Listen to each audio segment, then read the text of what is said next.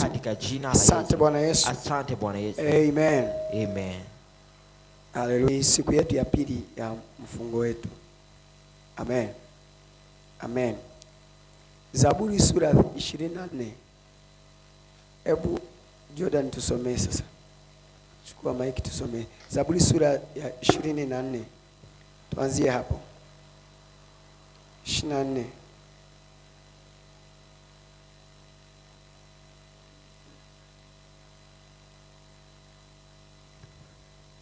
Zaburi 24. Neno la Mungu linasema mstari wa kwanza. Nchi na vyote vijazavyo ni mali ya Bwana. Nchi na vyote vijazavyo ni mali ya Bwana. Tengenezewa maiki. Nchi na vyote vijazavyo ni mali ya Bwana. Dunia na wote wakaao ndani yake. Ni nini ambayo ni mali ya Bwana? Nchi na vyote vijazavyo ni mali ya Bwana. Nchi na vyote vijazavyo ni mali ya Bwana. Nchi na vyote vijazavyo ni mali ya nani? Ya Bwana. Rudia tena. Nchi na vyote vijazavyo ni mali ya Bwana. Nchi na vyote vijazavyo ni mali ya nani? Ya Bwana. Ambacho hapo ni mali ya Bwana ni nini? Nchi. Mali ya Bwana hapo ni nini? Umenipata ndugu yangu? Amen. Turudie tena. Soma 1, 2, 3. Nchi na vyote vijazavyo ni mali ya Bwana. Dunia na wote wakaao ndani yake. Kwa hiyo Tanzania ni mali ya Bwana au sio mali ya Bwana? Ni mali ya Bwana. Kenya ni mali ya Bwana au sio mali ya Bwana? Ni mali ya Bwana. Nchi ya Burundi ni mali ya Bwana au sio mali ya Bwana? Kenya ni mali ya Bwana au sio mali ya Bwana? Mali ya Bwana. Nchi na vyote vijazavyo, dunia na wote wanaokaa humo ni mali ya nani? Ni mali ya nani? Sawa, wananipata? Endelea mstari wa pili.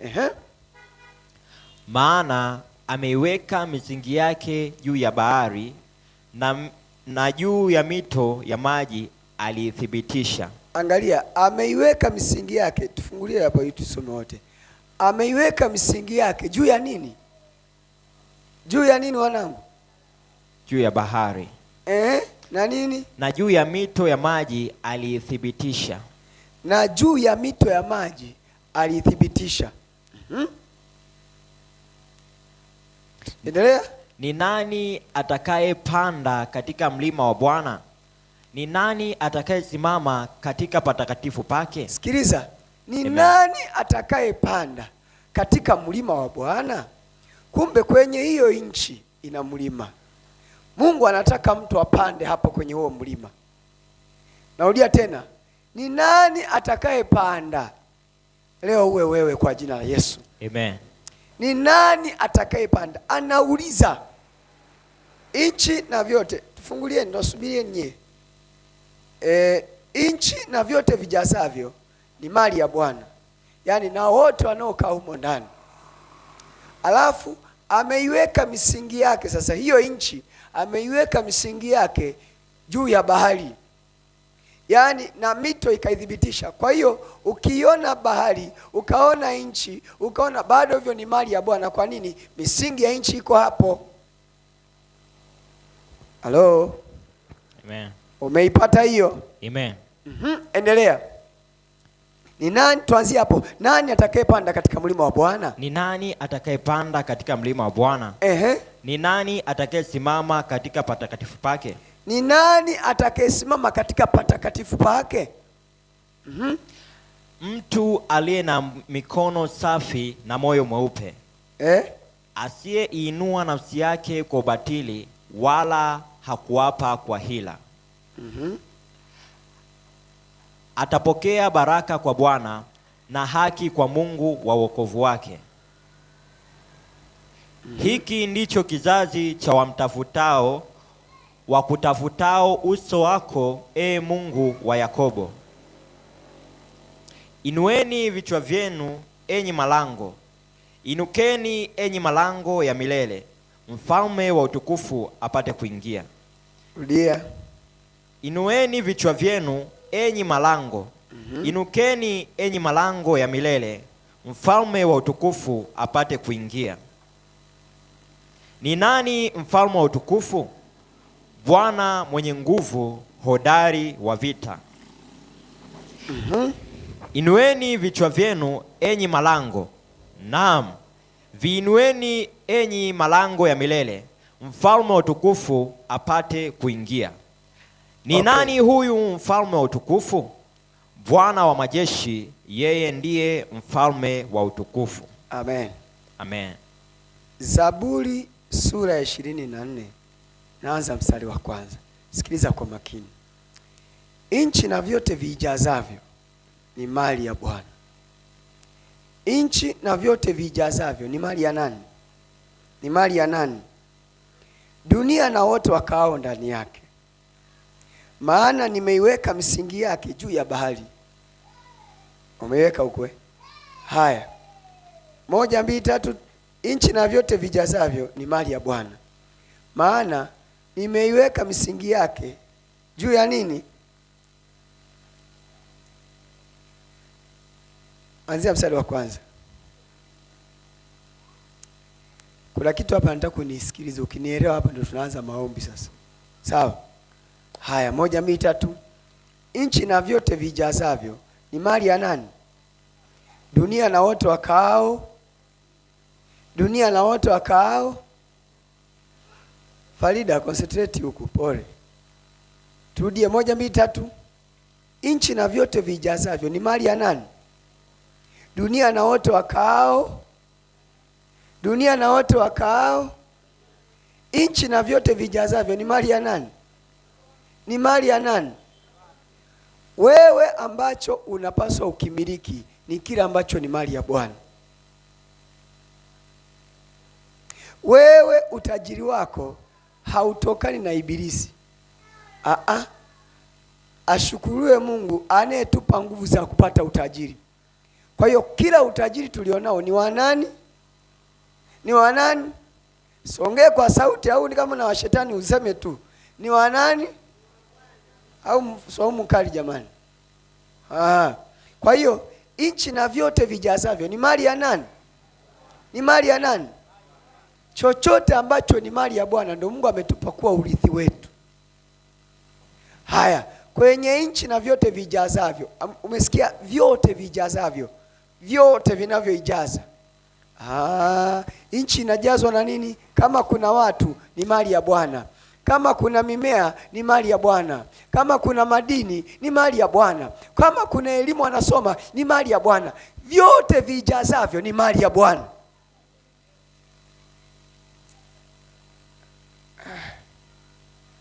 Wanangu, mnanipata? Mnaelewa?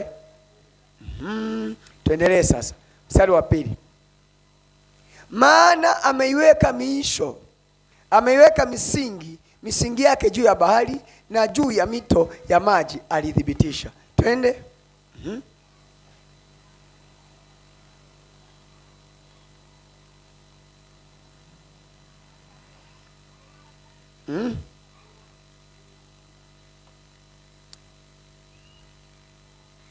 Ni nani atakaye? Soma 1, 2, 3. Ni nani atakaye panda katika mlima wa Bwana? Ni nani atakaye panda? Hapa Mungu anauliza sasa. Ni nani atakaye panda katika mlima wa nani? Wa Bwana. Anasemaje? Ni nani atakaye simama katika patakatifu pake? Inaonekana watu leo somo ni kali. Na wasubiria msome. Twende mstari unaofuatia. Mtu aliye na mikono na moyo mweupe. Huyu mtu aliye na nini? Anayepanda. Sikiliza sasa. Kwanza anayepanda hapo kwenye patakatifu pake, jambo la kwanza awe na nini? Awe na nini? Mtu aliye na mikono na moyo mweupe. Hebu sema awe na mikono. Awe na mikono na moyo mweupe. Na moyo mweupe. Jana tumeshughulika na moyo mweupe. Tukausafisha moyo wetu. Tukamwambia Bwana tumekosea, tusafishe, na Bwana ameshatusafisha. Sasa hivi moyo mweupe tunao. Amen. Sasa kumbe tunaanza, umeona jana tumetengeneza mlango tupate sifa ya kupanda hapo juu. Hapo juu Ibilisi alipomuona Yesu ana moyo mweupe, ana mikono, akampandisha pale juu. Leo tunaenda na sisi. Amen. Kwa nini Yesu akukataa kwenda pale juu? Anajua sifa za, yani sifa za kuwa pale juu anazo. Jambo la kwanza, mikono anayo. Sikapenielewa. Amen. Haya, tuendelee. Mtu aliye na mikono na moyo mweupe, aliyeinua nafsi yake kwa ubatili, yani amesema mimi mambo ya kishetani shetani no, ameinua nafsi yake kwa nini? Amesema kila giza silitaki ng'o. Huyo ameinua nafsi yake kwa ubatili, anasema nitafanya vita, wala hakuapa kwa hila. Tazama mwanakondoo asiye na hila anakuja. Kwa hiyo Yesu anaona kabisa sifa zote ninazo, sina hila. Halo. Haya, twende msano wafuatia. Sasa nataka unasoma ukielewa tunachokizungumza hapa, ndio rahisi maombi yako yanapenya. Umenielewa mwanangu? Ukielewa haya, kuna namna fulani utaingia mahali, kwa sababu kinachotupeleka kwenye ulimwengu wa roho kumiliki ni maarifa ulionayo. Mambo uliyoyajua yanakuwa umiliki wako. Sawa sawa eh? Haya, 1 2 3. Atapokea baraka huyo mtu. Si tumefunga ili tupenye? Si tumefunga ili tupenye? Hasa huyo mtu ambaye mikono yake anayo, awe mtu mwenye mikono. Leo mwanangu, tunataka tuombe mkono wa Bwana. Jana tulipata moyo mweupe, leo na tupate tena mikono. Baadaye mimi nitakuonesha sasa. Kwa hiyo huyo mtu, ndio maana unaona Biblia inasema hivi, mimi nitabariki kazi ya mikono. Kwa huyo mtu atapata baraka. Baraka inatoka wapi? Awe na mikono. Awe na nini? Awe na mikono. Wanashindana na elimu yako kwa sababu si mikono. Wanashindana na kazi, si mikono. Wanashindana na hela kwa sababu hamna mdomo unaopokea hela. Hela ya hapa Bongo lazima ushikilie na mkono. Umeelewa eh? Wanashindana wewe, kila kinachokuja. Nyota ya mtu iko kwenye mikono, nyota ya mtu kwenye mikono, wanashindana na mikono. Kwa lazima awe na mikono, asiwe ameibiwa. Asiwe amefanyeje? Kwa sababu kuna mtu anaweza kuwa na mikono ya mikono ameiba. Mimi anaweza ana moyo ila moyo ameiba. Ndio maana jana tukarudisha moyo. Jana tumerudisha moyo. Unakumbuka tulikuwa tunasoma ikiwa Bwana amekuja amekosa, wamekuja na mioyo yao yote, wameirudisha, wamerudi kwake, akasema Bwana tumekosa, tusamehe. Mimi nitawarudishia, atainua hata kiti chake cha haki kwenu. Aturudishie ile haki yetu. Kwa hiyo tumeupokea moyo mweupe. Leo tunataka tuidai mikono yetu. Dai mikono. Unaona Farao alikuwa analima mashamba ya Misri kwa kutumia mikono ya Waisraeli. Musa akasema no, nakuja na mkono wa Bwana utakao kunyang'anya hiyo mikono yao. Waache waende wakamtumikie Bwana. Haleluya. Umenielewa mwanangu eh? Sawa sawa eh? Leo sasa ni zamu yetu. Kwa hiyo mtu anayependa pale juu, anaenda pale juu, jambo la kwanza awe na mikono. Jambo la pili, moyo mweupe. Awe na moyo gani? Sasa anasemaje? Atapokea baraka. Hebu sema atapokea baraka. Kwa nani? Baraka zipi? Nchi na vyote vijazavyo ni mali ya Bwana. Kwa hiyo baraka anasema kuchukua hiyo nchi. Nchi itakuwa yake, ndio baraka zake. Mali vyote vinavyojaa mpaka watu humo ndani, wote atakuwa baraka yake. Ndio maana Mungu akikupenda anakupa watu. Mungu akikupenda anakupa kabila za watu. Kwa nini? Wako kwenye nchi, wameijaza dunia humo ndani. Leo mwanangu, inuka tena uchukue mikono yako katika jina la Yesu, na tutakipandia kwenye kiti chake. Ameijaza, amejenga nchi, akaweka kuna mlima pale, anatakiwa akae mtu pale juu. Atapokea baraka. Sema atapokea baraka kwa Bwana na haki kwa Mungu wa wokovu wake. Kwa hiyo utapokea vitu vingapi? 1 lini? 2 Sasa sikiliza, kinacholeta haki kwa moyo, mtu huamini hata kupata haki kwa moyo, ila mikono ni baraka. Baraka ya Mungu huwa haikai kwenye moyo wa mtu. Baraka inakaa kwenye mikono. Ndio maana aliyebarikiwa anajua vita. Kwa nini? Daudi anasema kwa maana Bwana ameifundisha mikono yangu vita. Mimi baraka ya vita, baraka ya ushindi vitani anayo. Sawa sawa? Sawa sawa. Baraka ya mtu mwanangu iko kwenye nini? Na Mungu anapotubariki, kila mtu anajua kabisa huyu amenyanyuliwa na mkono hodari. Mkono hodari. Kwa leo jana tumepata haki. Tulipomrudi kwa Mungu, Mungu akarudisha haki yetu, haki ya kutawala, haki ya kuwa pale mlimani tunayo, haki ya kuwa hapo juu tunayo, haki ya kupanda kukiendea kitu chako unayo, haki ninayo. Na nini? Nimevaa diria haki tayari. Kwa moyo nilipojisafisha dhambi zangu zote, ameniosha na diria haki. Walikuwa wamesema siwezi kumiliki, leo nakuja. Na mimi nasema ukipewa haki, hauendi kuomba tena. Ukishapewa haki ni vya kwako. Unamwambia nataka hapo pisha. Nataka nipishe. Si una haki? Umeelewa? Na ndio maana mtu anapenda mahakamani kama anajua na haki. Yaani haanzi kuomba. Haombi. Tena anamwamrisha na jaje, kwani amuone hata Tundu Lissu. Wanamhoja ile atoke, hataki. Nini? Mimi nataka haki simame tuone. Nionyeshe kosa langu sasa. Umenielewa? Na kuonesha vile ambavyo mtu akiwa amejaa haki tayari haombi, habembelezi watu. Bwana we ukiwa na haki timilifu imekaa pale pale. Haleluya. Sawa sawa. Sasa angalia anasemaje, tuendelee. Hiki ndicho kizazi cha wamtafutao, wakutafutao uso wako, Mungu wa Yakobo. Hiki ndicho kizazi, uwe wewe mwanangu. Hicho kizazi kinachomtafuta Bwana, uwe wewe leo. Katika jina la Yesu uwe wewe. Hebu sema mimi ndo kizazi cha mtafutao Bwana. Katika jina la Yesu. Mungu wa Yakobo, mimi ndo kizazi cha mtafutao Bwana. Hichi ndicho kizazi.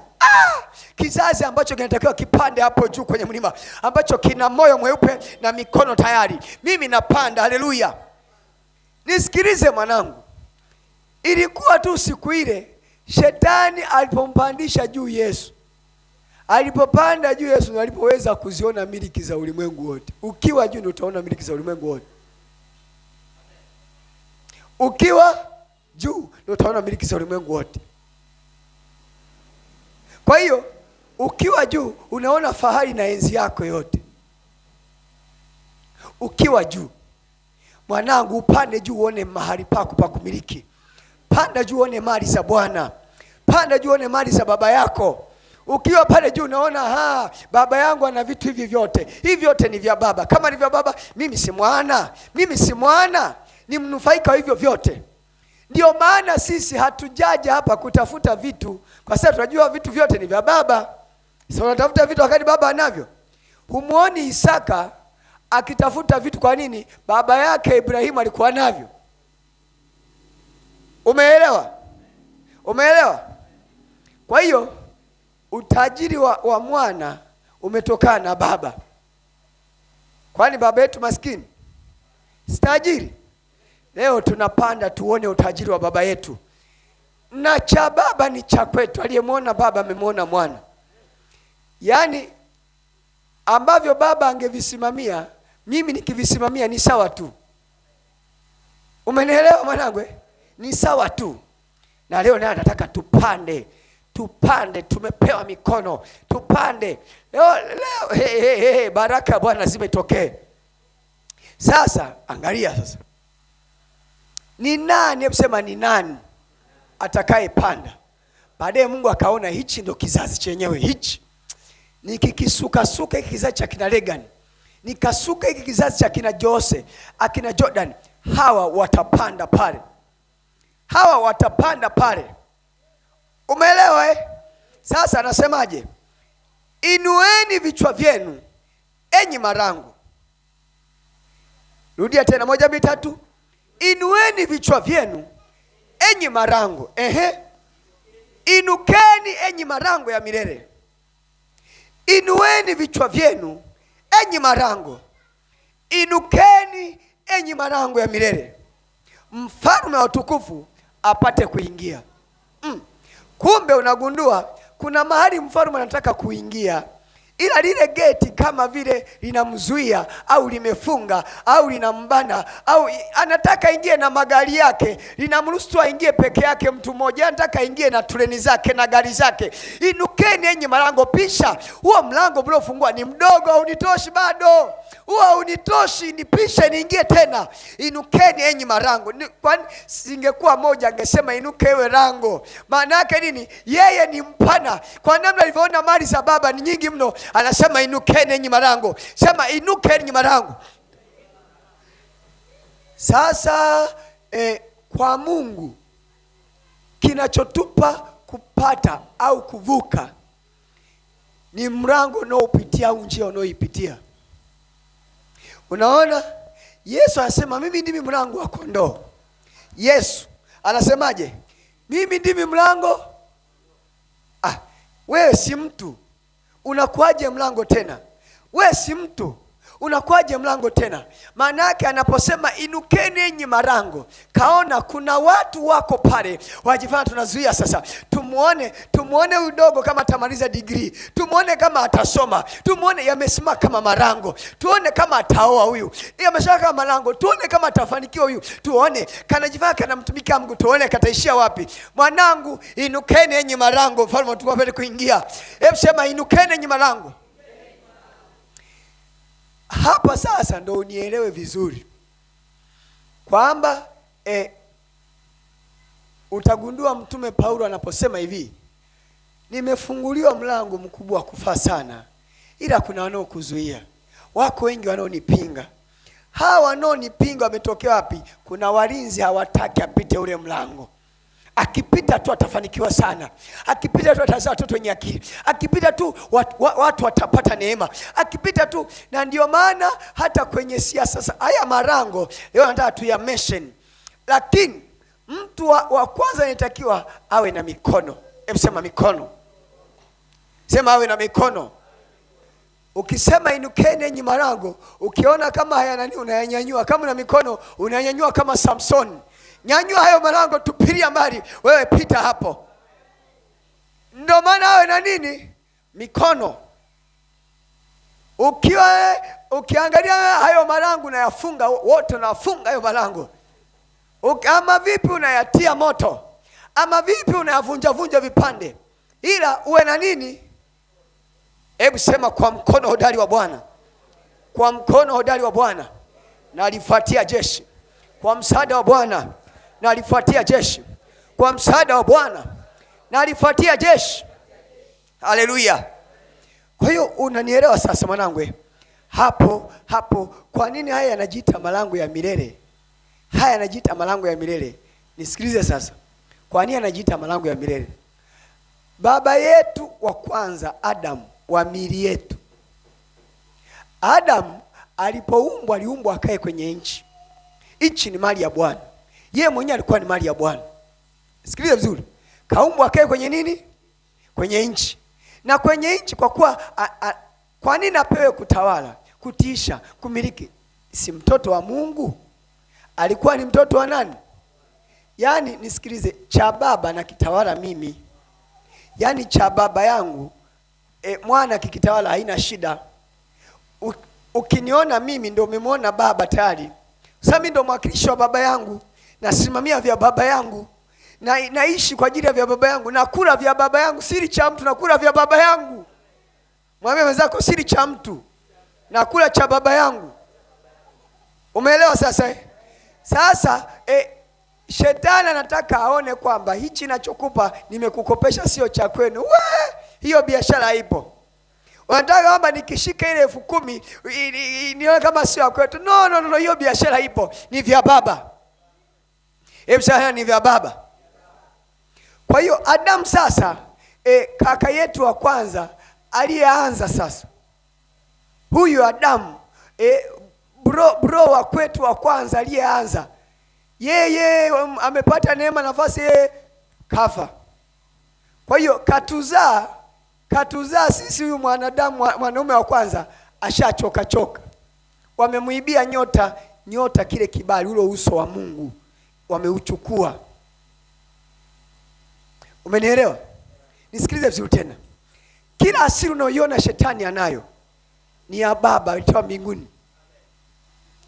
Narudia tena, asili unayoiona alitoa wapi? Kwa hiyo kumuibia umungu wa Adamu ni rahisi. Kwa nini? Sana najua hata yeye mwenyewe anao. Umeelewa sasa? Kwa sababu kinachoitwa Mungu akamfanya kwa sura na mfano wetu. Ile sura ni ule mng'ao wa Mungu. Ndio kitu inachoita nyota. Nyota ndio huo mng'ao wa Mungu. Nyota yani ndio ule mng'ao wa Mungu. Kwa hiyo kila mtu ana nyota na mikono yake, mikono. Ndio maana aliambiwa usile wala kugusa. Unakula kwa kutumia nini? Si mkono na chumu na kuchukua. Anayegusa si mkono. Kwa hiyo anajua tu siku ukila utakufa. Kufa kwa maana ya kwamba utakufa kwa Mungu, yani kwa Mungu utaonekana haupo, umeondolewa. Alafu aishi wapi? Kwa shetani aanze kuishi. Kwa hiyo ndio maana ilimchukua Mungu, ilimchukua gharama sana. Nisikilize, ilimchukua gharama sana kuwasiliana na Adamu aliyekufa. Ikabidi achinje damu imsaidie warau, ilete connection kati ya Adamu aliyekufa na Mungu, warau aanze kuwasiliana. Kwa mwanzo wa kuchinja damu zimetokea hapo ili nini? Impatanishe huyu aliyekufa. Tuangalie, kwa sababu uhai wa mwili uko kwenye damu. Nikichukua hii damu ya huko, wala unaweza kumvuta akaja. Ndio maana Yesu alipoamua kukufa akaichinja damu, akamwaga damu yake ili sisi sote sasa moja kwa moja tutoke tuwe hai kwa Mungu. Si kama unielewa? Na ndio maana nasema wakamshinda kwa damu ya mwanakondoo. Ile damu ilienda kutununua mazima, kututoa huku mazima. Kwa hiyo unapoanza kupigana vita, unakuja kabisa, mimi ni yule ambaye nimenunuliwa kwa damu. Mimi ni yule ambaye nilikushinda juzi kwa damu. Na damu hiyo ninayo leo, natangaza uzima. Pisha hapo, enyi malango inukeni. Ukianza kuongeza, huyu vipi huyu? Ana damu ya Mungu, pisha huyu. Kule kuwa na damu ya Mungu kunatuondolea ubinadamu. Kule kuwa na damu ya Mungu kunatuondolea nini? Ubinadamu. Kwa hiyo shetani hana sura ya damu ya Mungu. Alikuwa na sura ya udongo ya Adamu. Shetani ana sura ya udongo wa nani? Hana sura ya nani? Ya Mungu. Umenielewa sasa mwanangu? Sasa nisikilize vizuri. Watu kiu unaongea haya huwa warau wanahisi kama wanakuelewa.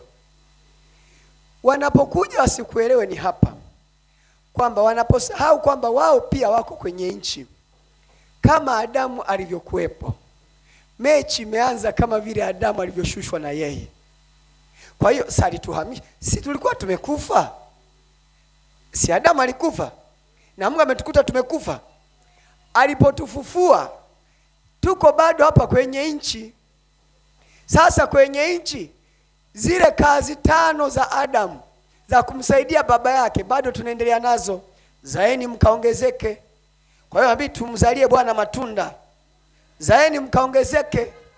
Zaeni, ongezekeni, muijaze nchi, mkatiishe, mkatawale na kuimiliki. Hizo kazi ni za wewe. Umenielewa? Sasa cha ajabu ni kwamba kuna mama yuko hapa Tanzania anaendeshwa, yani aliye rais unaendeshwa na rais giza, unaendeshwa na waziri giza, unaendeshwa na mbunge giza, unaendeshwa na nani giza, yani unaendeshwa, tuseme aliye juu yako ni mchawi. Wewe unataka Mungu akutokee saa ngapi? Ndio uiambie sasa, inukeni enyi malango hapo juu, nipishe hapo juu. Hapo juu nipishe. Umeelewa? Hebu sema inukeni enyi malango ya milele. Sasa kwa nini wameitwa malango ya milele? Twende sasa hapo. Kwa nini yameitwa malango ya milele? Yameitwa malango ya milele kwa nini? Tangu kwa Adamu yanaona mwaka wa kwanza yapo tu. hayana mtu wa kuyatoa.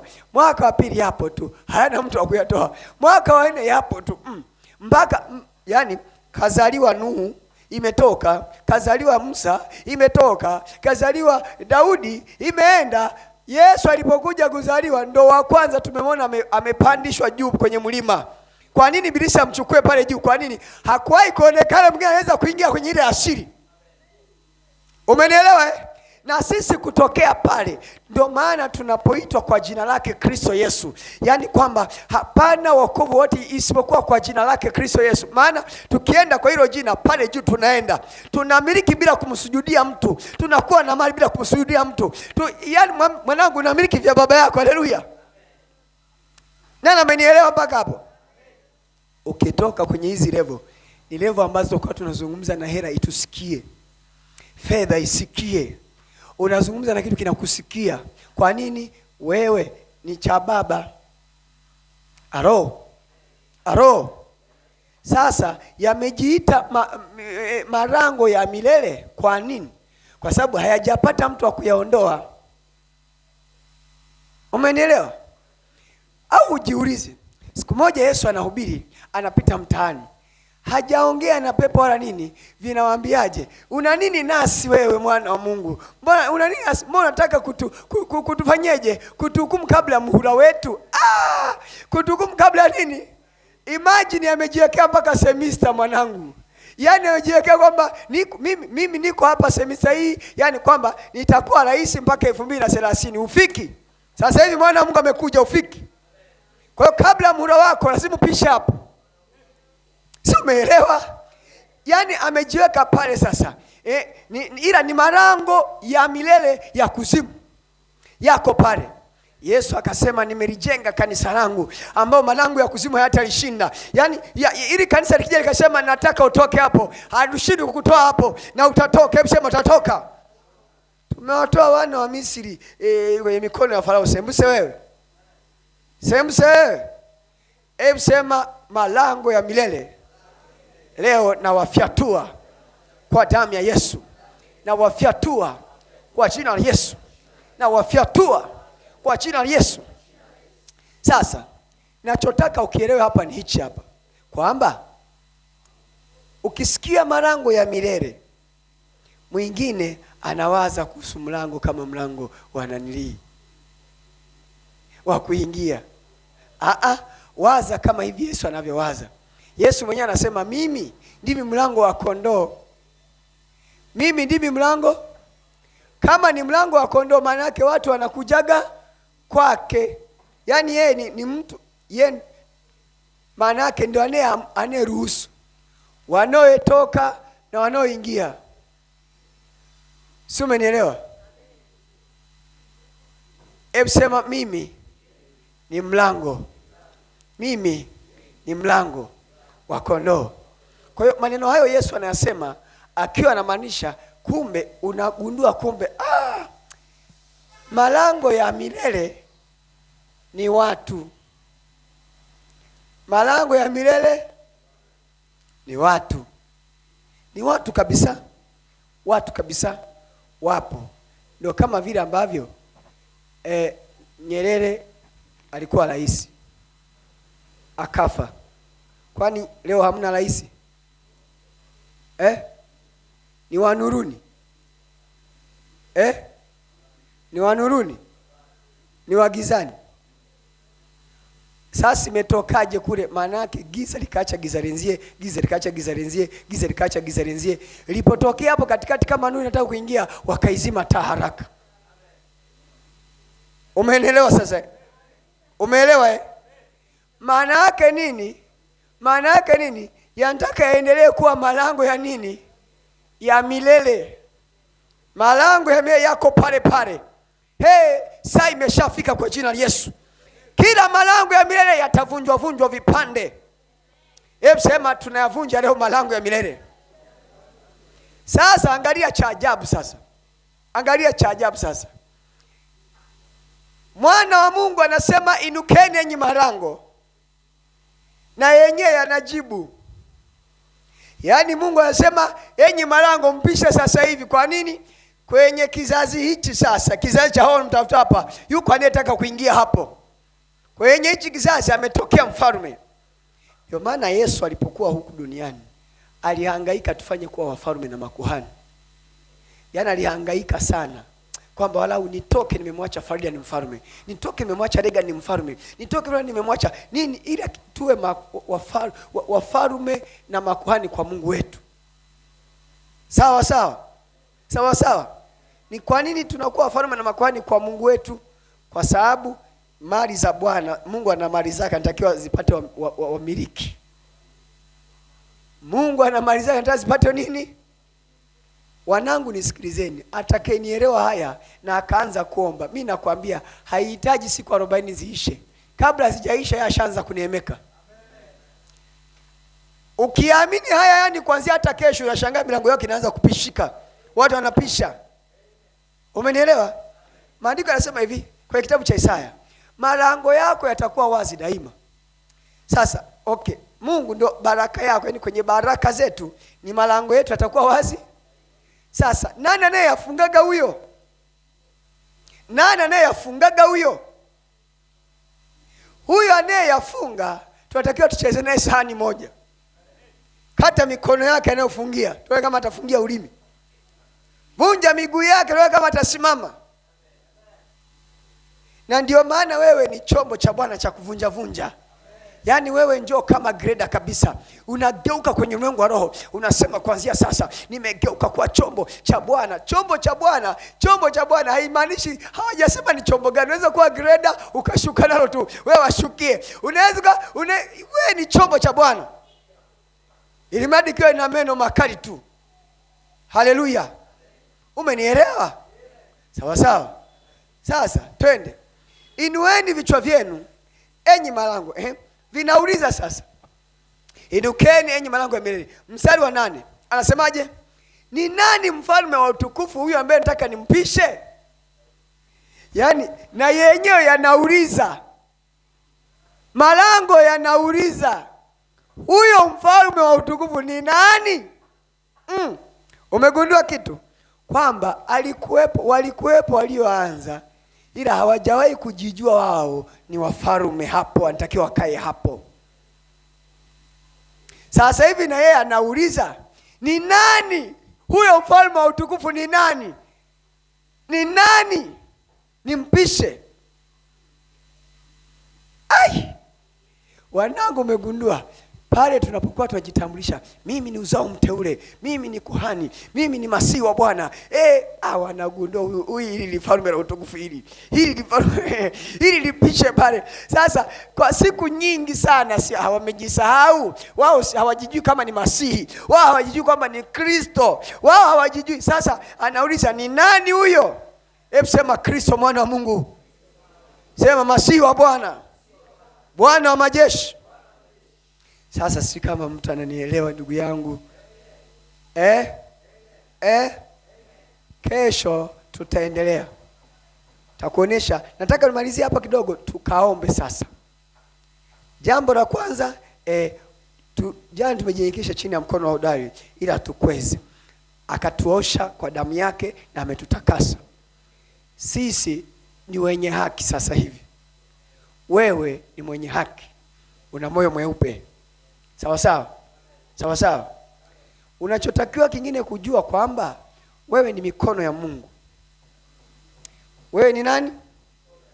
Wewe nani? Ni mikono ya Mungu. Unajuaje?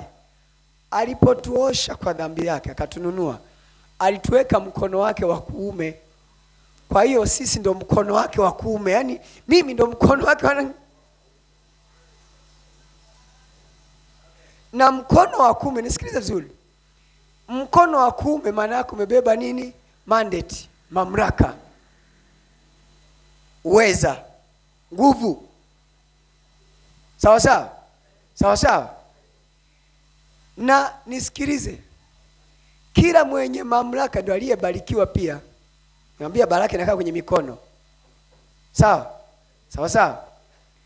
Baraka ya ushindi vitani ya wana wa Israeli walikuwa wakipata wanapoinyanyua mikono ya nani? Ya Musa. Ikiwa chini wanakula kichapo, ikipandwa juu wanashinda. Leo mkono wako unyanyuke kwa jina la Yesu. Inuka mwanangu kwa jina la Yesu.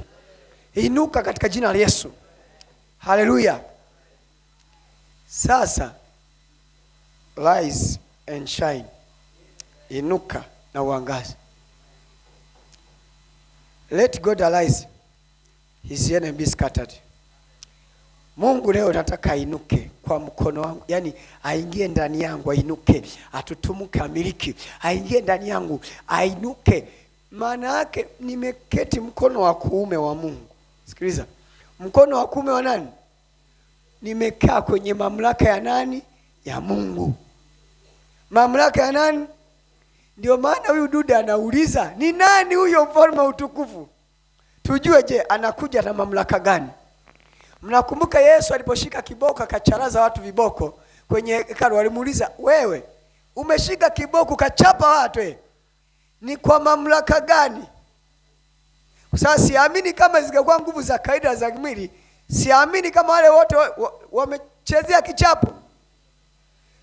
Wenye mamlaka wenzie sasa, si wale walienda kushtaki, wakaenda kushtaki serikali ya mtaa, wakaita polisi. Polisi walibaki wanaangalia hapo, sasa ni kwa mamlaka gani umetenda hayo? Si kiboko, si nimewacharaza, ila mamlaka gani? Maana yake mamlaka ndio imebeba nguvu, mamlaka ndio imebeba baraka, mamlaka ndio imebeba uwezo wa mtu. Umeelewa? Umeelewa? Sawa sawa. Hebu sema katika jina la Yesu, ninainua leo marango ya milele yaliyokaa kwenye familia yangu, marango ya milele kwa jina la Yesu. Kwa hiyo kuna marango mengine ya umaskini yamekaa kwenye familia, yamejifanya Bwana hawa watakuwa maskini milele. Wewe, mimi nasema leo inukeni nyinyi marango ya milele. Kuna marango ya utasa, yani ni mtu amekaa pale amehakikisha hii familia lazima iwe tasa. Leo zungumza nayo, yaambieni kabisa, inukeni nyinyi marango ya milele, mfalme wa utukufu apate kuingia. Mfalme wa utukufu ni nani? Ni wewe. Mfalme wa utukufu apate kufanyeje? Ni nani mfalme wa utukufu? Hebu sema nani mfalme wa utukufu? Bwana mwenye nguvu, hodari, Bwana hodari wa vita. Ni nani huyo? Bwana mwenye nguvu, hodari, Bwana mfalme wa vita. Ni nani huyo? Bwana mwenye nguvu, hodari, Bwana hodari wa nini? Amenifundisha mikono yangu vita. Namshukuru Bwana, amenifundisha mikono yangu nini? Kwa hiyo anayetakiwa kuingia pale, wale waliopo mkesha wa jana wanakumbuka, anayefanikiwa kuingia pale ni mfalme hodari, Bwana wa vita. Mwananchi, umenielewa? Mfalme, umenielewa? Si kama mtu amenipata sasa.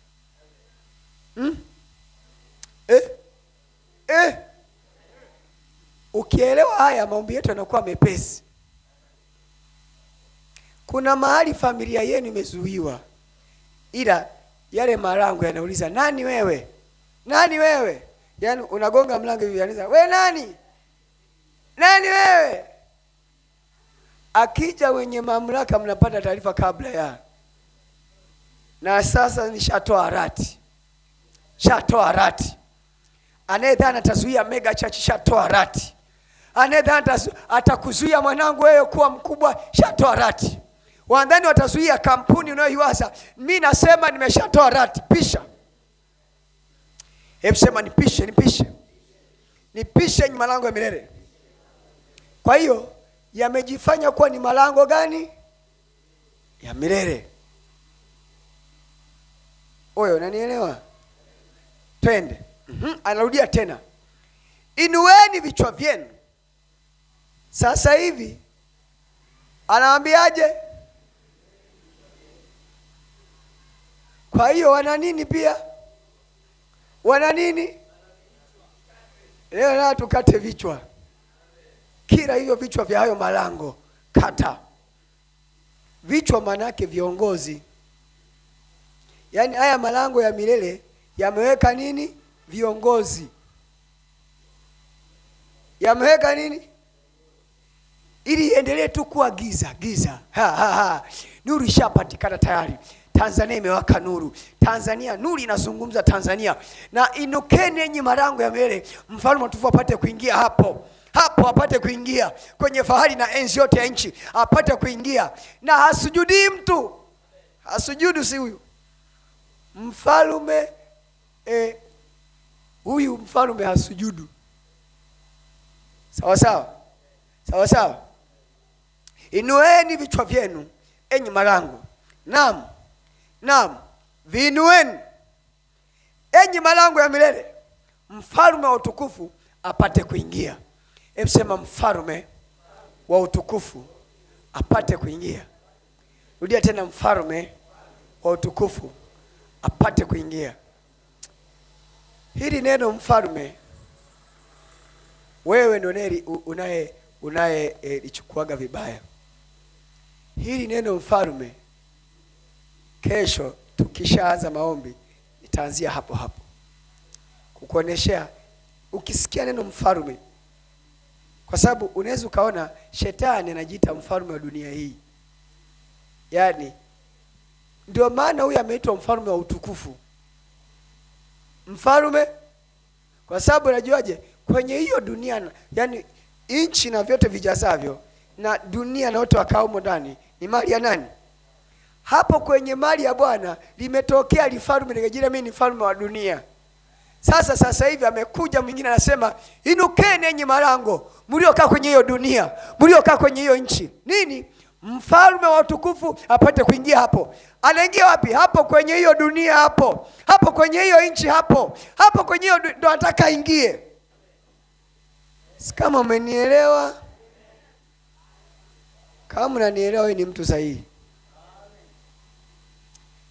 Usiponielewa mtu wa mtandaoni satanielewa, na unaongea na wewe wa mtandaoni. Tumiliki. Kwa hiyo nisikilize hapo mwanangu. Mungu anapotaka kumiliki anakaa ndani ya mtu.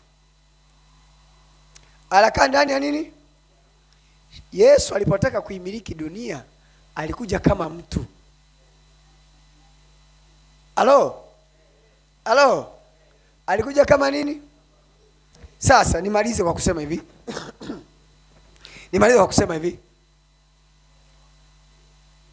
Mtu ni roho. Hebu sema mtu ni roho. Ila anakaa ndani ya nini?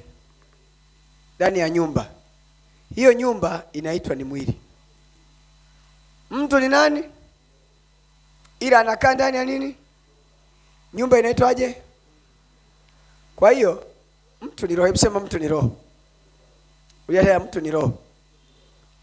Roho zote ni mali ya nani?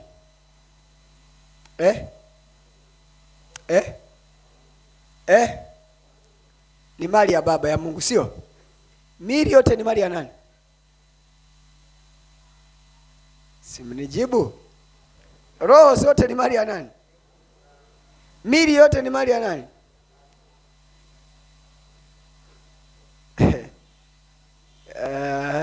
Narudia tena mara ya mwisho, nijibu na wewe sasa.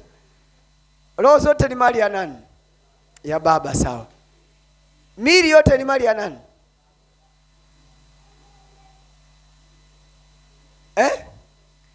Ukiona mtu anasema ni mali ya shetani, ni kwa sababu bado ile mentality kwamba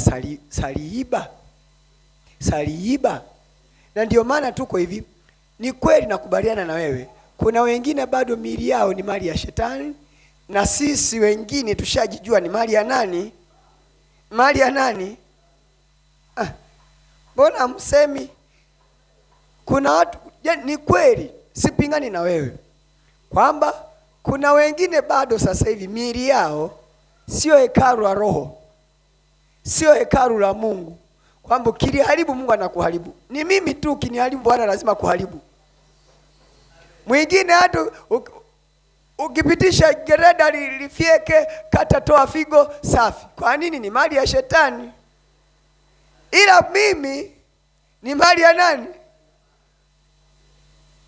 Hata bakteria haruhusiwi kuingia hapo, hata virus hataki kugusa hapo.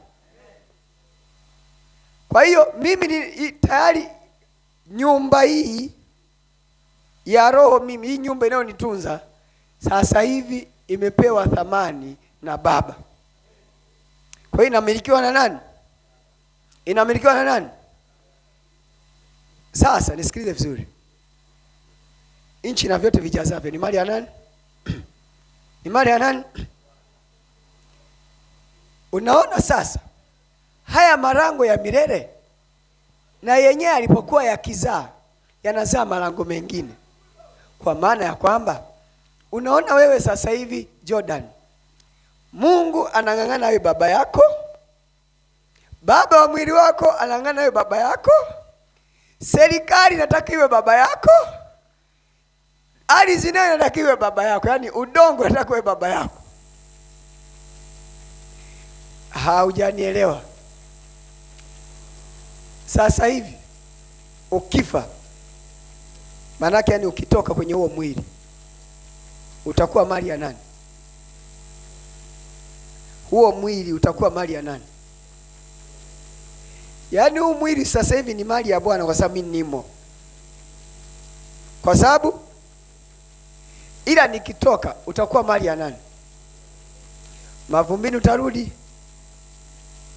Kumbe mavumbi nayo yanakutaka, yasema huyu ni wa kwetu, huyu ni wa kwetu, huyu ni wa kwetu.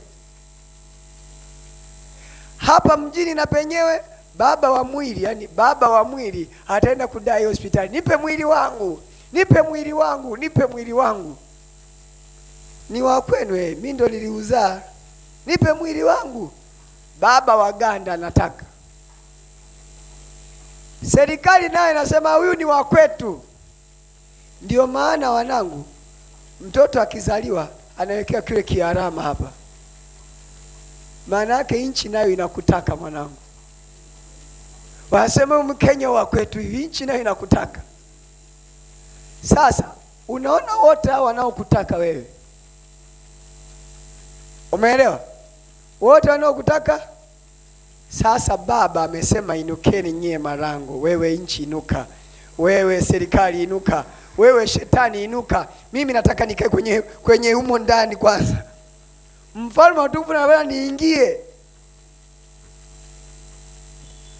Huyu ameelewa?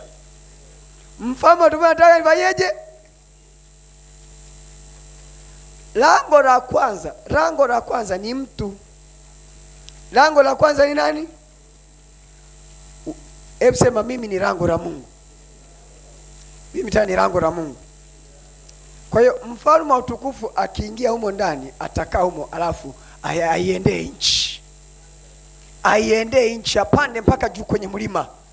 Hawezi kwenda kwenye nchi bila kupata mwili. Umeelewa? Na kesho nitaanza kukuonesha wamiliki juu ya nchi, wamiliki na wale watawala. Alafu tutawafuata mwanangu, tutawachana. Na hapa omba kwa hasira, yani omba. Unajua mimi nitakiwa niwe pale. Kuna malango yanazuia. Sasa malango shambulia, vunja, halikuteketeza. Umeelewa? Sawa sawa. Na wengine tutakutana usiku saa 2, saa 3, saa 3:30 hapo tutaanza mambo yetu. Umenisikia? Sawa sawa. Hakikisha kila mtu amepata siku ya kuja kukesha. Umenisikia wanangu? Umenisikia? Hebu sema inukeni. Inueni vichwa vyenu enyi malango. Naam, viinueni enyi malango. Viinueni vichwa vyenu. Inueni vichwa vyenu enyi malango. Naam, viinueni enyi malango ya milele. Mfalme wa utukufu nipate kuingia. Mfalme wa utukufu apate kuingia katika jina la Yesu. Mstari wa 10. Mstari wa 10 haraka tumalizie hapo.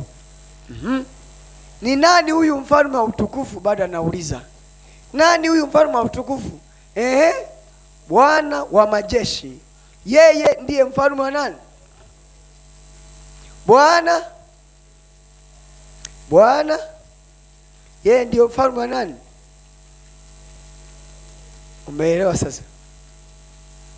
Baba yenu amiri jeshi mkuu mwenyewe, Bwana wa majeshi, anayekaa ndani yako, huyo anataka pande pale juu, taka pande pale juu.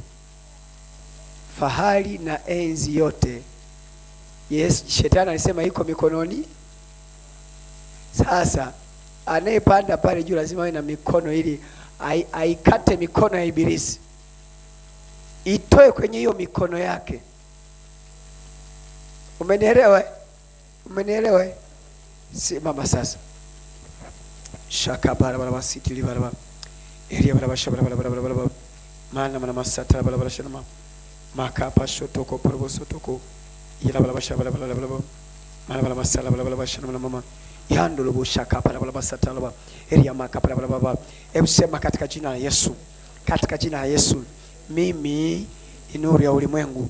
Katika jina la Yesu, mimi ni mfalme pamoja na Kristo, na tawala na miliki pamoja na Kristo kwa damu ya mwanakondoo. Katika jina la Yesu, imeandikwa, alichinjwa akafa, alichinjwa kwa damu yake, akatununua, akanifanya kuwa mfalme na kuhani kwa Mungu wetu, kwa damu ya Yesu, kwa damu ya Yesu, kwa damu ya Yesu, kwa damu ya Yesu, kwa damu ya Yesu.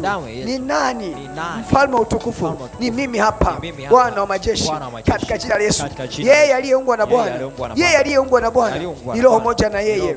Nimeumbwa na Bwana wa majeshi, ni roho ile ile. Bwana wa majeshi ni roho ile ile, kwa maana roho ile ile iliyoko ndani yake iko ndani yetu. Katika jina la Yesu, ndani yake naishi, ndani yake natembea, ndani yake nakuwa na uhai wake. Kwa jina la Yesu, kwa jina la Yesu, kwa jina la Yesu, ninawasemesha, enyi malango ya milele, inukeni. Enyi malango ya milele mliokaa kwenye familia, mliokaa kwenye familia, mliokaa kwenye familia, kwenye mji, kwenye mtaa, kwa damu ya Yesu, mliokaa kwenye taifa, mliokaa kwenye taifa, inukeni. Enyi malango ya milele, nasema inuka, inuka kwa damu ya Yesu. Eria makapashapa, anza kuomba. Shando koposoto, eria makapata, eria mashapa, omba Jordan, eria masatata. Rakata na mama, eria masheterebe, rekede begeteria, rakata ya mama, eria masheterebe, rakata raba, rimasheterebe, rekete pekete, rama mama, rabo shakata raba, kwa damu na eria mama, rekete kepete, rapakata, rekete ya mama, rimashakata, rapakata raba, rimo shakata, rebegedere, rebebebe, rimashata raba, eria mama, rimo shata raba, eria mama, reketerebe, rekata raba, rimo shakata raba, eria mama, na yainua malango ya milele, ramasheketerebe, rababa sheketerebe, rakata raba. Inuka malango ya milele, malango ya milele kwenye elimu, inuka malango ya milele kwenye uchumi, inuka malango ya milele kwenye afya, inuka kwa jina la Yesu. Eria mama sheketeria mama, rimakata raba, repeketerebe, rimashakata raba, eria mama, rimashakata, malango ya milele kwenye familia, inuka kwa jina la Yesu. Reketekete, shakataka pakate, rebegedia, ramama sheketeria, ramo, na yainua malango ya milele kwa damu na kondoo, kwa damu na kondoo, ninayainua malango ya milele kwa jina la Yesu, kwa damu na kondoo, kwa jina la Yesu, kwa damu na kondoo. Eria masheterebe, rapakataraba, rimashakataraba, eria mama, rimesheketereba, rikataraba, rakataraba, reketekete, shakatatatata, rapakata, reketeria mama, eria masheterebe, rapakataraba, rimasheterebe, rababa, rimasheketerebe, rakataya mama, rakataya mama, rakataya mama.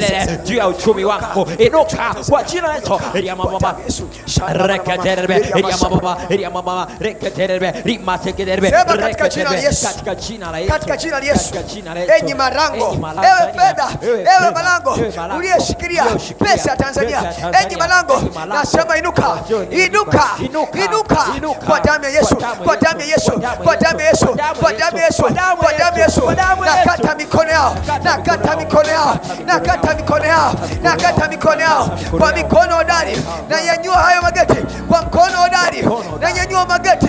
Eria mashakapa, eria mashandakapa, eria makaprama, eria mashandakapa. Ulieka eria mashandakapa, eria mashandakapa. Leka pasapa. Nataka nipenye Tanzania hapo, niamiliki hapo, hapo Tanzania, hapo hapo hapo. Eria mashapa, eria makapata, eria masharma, eria masata. Nakakakapa, eria mashandamama, eria makaprama, eria masapa. Na weka mizizi hapo, na weka hapo. Shanda marabakapa, eria mashapa. Inukeni nyuma lango yana makapa. Mfalme wa utukufu nipande kuingia. Shanda kapasata, eria mashatata. Naingia na watoto wangu, naingia na familia, naingia na wana, naingia na wana Mungu, naingia na ndugu zangu, naingia na familia yangu. Shata barabata pate wote kwa damu ya Yesu, kwa damu ya Yesu, kwa damu ya Yesu. Kila mchawi yote, mganga yote, mwenye pepe yote, mwenye jini yote, mfuga majini yote, kwa damu ya Yesu. Sema napeleka moto, napeleka moto kwenye mito yote, mito ya Tanzania.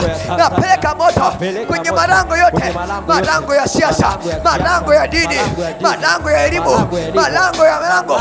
Natuma moto, eria mashakapa. Tuma moto, eria mashakatata. Tuma moto, eria makapata, eria mashapa. Ninawaibukia hapo Chamwino, nawaibukia hapo Chamwino, nawaibukia hapo Dodoma, nawaibukia hapo Shinyanga, nawaibukia hapo Sumbawanga, nawaibukia hapo Lindi. Rama kapashata, eria mashapa. Hapo Mtwara, eria makapa, yana makapa. Hapo Mtwara, hapo Tanga, eria makapa. Hapo Pwani, eria mashata. Ekoto shoto, eria makapa, yana kapasa, yando kopoto, yana kapata. Dar es Salaam, eria makapa. Na waibukia kwa damu ya mwanakondoo. Shata tata tata, eria mashanda kapa, eria masokototo, eria masakabrama, eria makapasapa. Sema kwa damu ya Yesu, kwa damu ya Yesu. Ninaponda ponda, na ponda ponda malango ya giza, na ponda ponda huo uzao, na ponda ponda uzao wa kishetani, na uponda kichwa uliomiliki Tanzania, uzao wa kishetani. Ewe joka, ewe joka, ewe joka, na kuponda, na kuponda kwa damu ya Yesu, kwa damu ya Yesu, kwa damu ya Yesu. Nao wakamshinda kwa damu ya Yesu, na kushinda leo kwa damu ya Yesu, na kushinda leo kwa damu ya Yesu.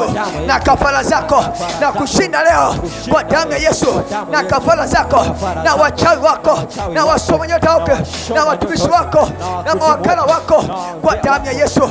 Eria mashakapa, eria makapata, eria mashamakapata, eria mashandakapata, eria makapasetete, eria makapasatata, eria mashamanama. Wasoma nyota wote, eria makapasatata, eria makapatata. Waliosababisha umaskini, walioleta giza. Ewe Farao uliyesababisha giza, ewe Farao uliyesababisha giza, giza Tanzania, giza Tanzania, giza Tanzania. Leo nakuitia eria makapachapa. Huyo mzalo wako kwanza ninamua kwa jina la Yesu. Eria makapata, huyo mzalo wako kwanza na mawakala wake. Eria mashatata, eria makapa. Ponda ponda ponda ponda kwa damu ya Yesu. Eria mashatata, ponda kwa damu ya Yesu. Eria makapa, shambulia shambulia, eria mashata, shambulia shambulia, eria makapata, yando koboso toto, eria makapa. Ninaamuru madaraja uliyojenga ya waangukie, ninaamuru madaraja uliyojenga ya waangukie. Shata barabada, eria mashata kapa, eria makapa. Ndege unaoipanda ianguke kwa jina la Yesu. Shakata kapata, eria mashata, eria makapa, eria mashoto kobo kwa damu ya mwanakondoo, kwa damu ya Yesu, kwa damu ya Yesu, kwa damu ya Yesu, kwa damu ya Yesu. Shanda marama kapata, eria mashanda kata, eria makapa baba, eria mashamba baba, eria makapa baba, eria makapa. Ninaamuru mapigo, ninaamuru mapigo juu ya Farao, juu ya Farao, juu ya Farao, juu ya Farao. Eria mashando kobo, eria mashata kata, eria mashando kobo, eria mashamba baba, eria mashapa kata, eria mashando koto, eria mashapa.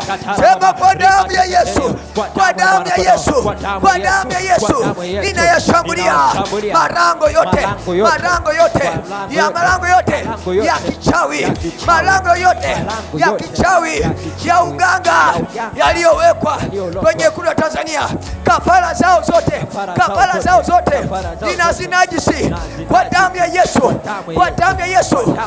Enyi malango, nasema ng'oka kwa damu ya Yesu, kwa jina la Yesu, kwa jina la Yesu. Ninang'oa leo malango yote, malango ya uchawi, malango ya uchawi kwenye siasa ya Tanzania.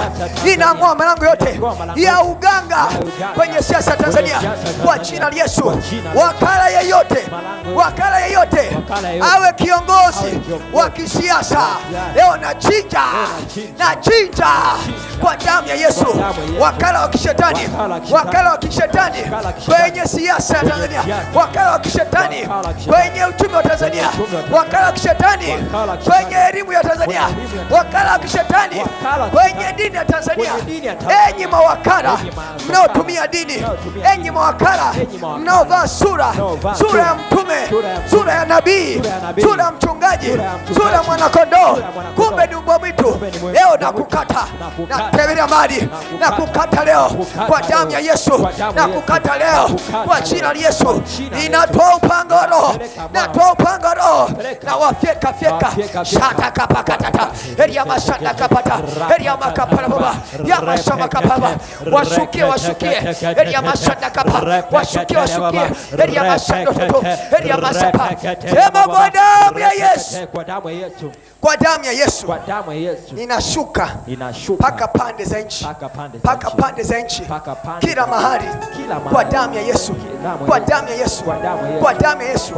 Mabalozi wao wa kichawi kwenye vijiji, mabalozi wao wa kichawi, mabalozi wao, mawakala wao wa kishetani kila mahali Tanzania, kila mkoa Tanzania, kila mkoa, mkoa wa Dar es Salaam, mkoa wa Dar es Salaam, mkoa wa Pwani, mkoa wa Pwani, mkoa wa Pwani, mkoa wa Morogoro, Dar es Salaam, Dodoma. Enyi malango ya milele, inukeni hapo kwa damu ya Yesu, kwa damu ya Yesu. Mkoa wa Mwanza kwa damu ya Yesu, mkoa wa Kagera kwa damu ya Yesu, mkoa wa Kigoma kwa damu ya Yesu, mkoa wa Mara kwa damu ya Yesu, mkoa wa Simiyu kwa damu ya Yesu, mkoa wa Geita kwa damu ya Yesu, mkoa wa Morogoro kwa damu ya Yesu, Singida, Tabora kwa damu ya Yesu, Lindi, Mtwara kwa damu ya Yesu. Enyi malango mliokaa Lindi, mliokaa Mtwara, nasema inukeni kwenye gesi ya Tanzania, inukeni kwenye gesi ya Tanzania, inukeni. Enyi malango mliokaa Shinyanga, mliokaa Mwanza, mliokaa Geita, inuka kwenye malango ya Tanzania, inuka kwenye mali ya Tanzania, inuka. Acha mali ya Tanzania, acha mali ya siri, inuka kwa damu ya Yesu, kwa damu ya Yesu, kwa damu ya Yesu. Manyara kwa damu ya Yesu, Arusha kwa damu ya Yesu, Morogoro kwa damu ya Yesu, Moshi kwa damu ya Yesu, Tanga kwa damu ya Yesu, kwa damu ya Yesu, Mbeya, Njombe, Iringa kwa damu ya Yesu. Inukeni enyi malango, inukeni enyi malango, malango ya milele, inuka kwa jina la Yesu, kwa jina la Yesu. Enyi malango mliopewa amri juu ya barabara, enyi malango mliopewa amri juu ya maji, mliopewa amri juu ya anga, ninaamuru barabara iwazamishe, ardhi iwameze. Ninaamuru mafuriko yawameze kwa jina la Yesu, mafuriko yawameze. Ninaamuru kimbunga kiwasombe, wasombwe na upepo, sombwe na upepo, upepo wa kisulisuli uwasombe kwa damu ya mwanakondoo. Shanda kapata elia mashapata elia makapata elia makapata elia mashoto elia makapata elia mashamama elia makapata elia makapata elia makapasa. Inukeni shata kapata elia makapata elia mashanama elia makapasa elia makapata elia mashanama elia makapata elia makapata ya mashapata elia makapata. Sema kwa damu ya Yesu, kwa damu ya Yesu. Inukeni enyi malango, inukeni enyi malango, Mfalme wa utukufu apate kuingia kwa damu ya Yesu, kwa damu ya Yesu. Pembe ya mwenye haki, pembe ya Masihi, Masihi wa Bwana, pembe ya Masihi wa Bwana inainuka juu ya Tanzania, inaingia. Pembe ya Masihi wa Bwana inaingia kwa damu ya Yesu, kwa damu ya Yesu, kwa damu ya Yesu, kwa damu ya Yesu. Shanda kapatata, eria makapatata, eria mashabara baba, eria makapala baba, eria mashabara baba, eria makapala baba, eria mashabara baba, eria makapala baba. Ya mama, eria mashokototo, eria mashabara baba. Picha watu, achia wa Tanzania, achia kila Tanzania, achia kila Tanzania. Sema kwa damu ya Yesu. Sikiliza, anasema inukeni, inueni vichwa vyenu. Vichwa maana yake ni viongozi. Wameweka kwenye ngazi viongozi ambao wamefanywa kama vichwa, na hawa viongozi wanaroga, wanatia usingizi mzito watu wasiamke. Akiamka ataanza kumiliki mali pake, akiamka ataiendea biashara, akiamka ataanza kujenga, akiamka. Na ndio maana wanaroga hivi kusudi nuru isiinuke. Akitokea tu mwenye kuinuka na nuru nyingi wanamshambulia. Leo tumeinuka, tunainuka. Rabaka pasapa. Hebu sema hivyo vichwa vya malango ya kuzimu. Vichwa vya mlango wa kuzimu. Sema nakata kichwa, nakata vichwa vyao, nakata vichwa vyao kwenye levu ya wilaya, nakata vichwa vyao kwenye levu ya mkoa, nakata vichwa vyao kwenye levu ya mkoa, nakata vichwa vyao kwenye levu ya taifa.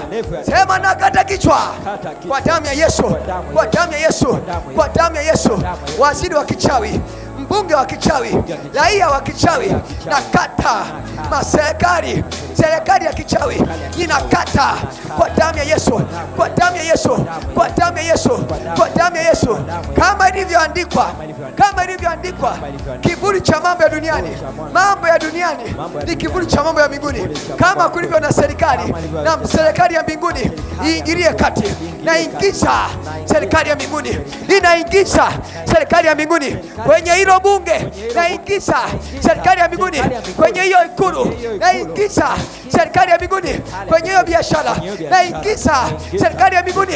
Shata kapatata rababa shando kopototo eria makapara baba, eria mashara baba, ya makapara baba, eria makapara baba. Kwa mkono wa malaika, malaika wenye upanga, fyeka shando kopototo eria makapa. Kama Yesu alivyowatoa era mashapa, alivyowatoa kwenye hekalu, shanda kapa akaingia yeye, shando kopoto. Kama vile Yesu alivyowatoa kwenye hekalu akaingia yeye, shanda makapata eria makapa, eria mashapa.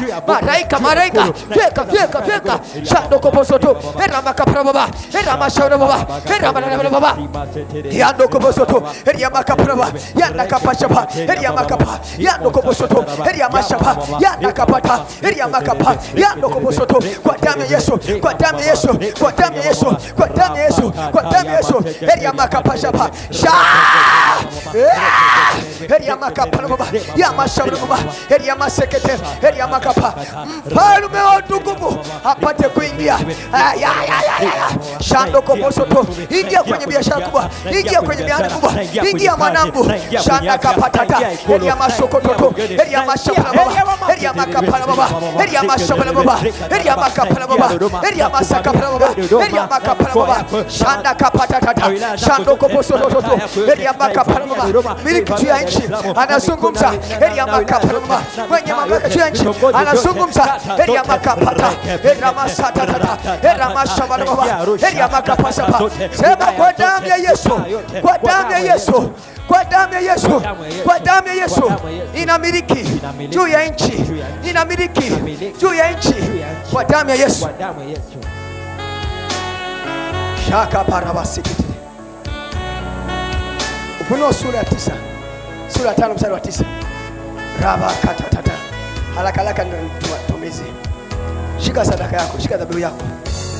Yameshainuka malango ya milele, yameinuka. Rakataka basatata shana mana masititi. Wewe ni mfalme, umeketi mahali pa juu. Imba kwa sauti. Palipo wewe ni mfalme, umeketi Bwana, umeketi. Aya pa juu.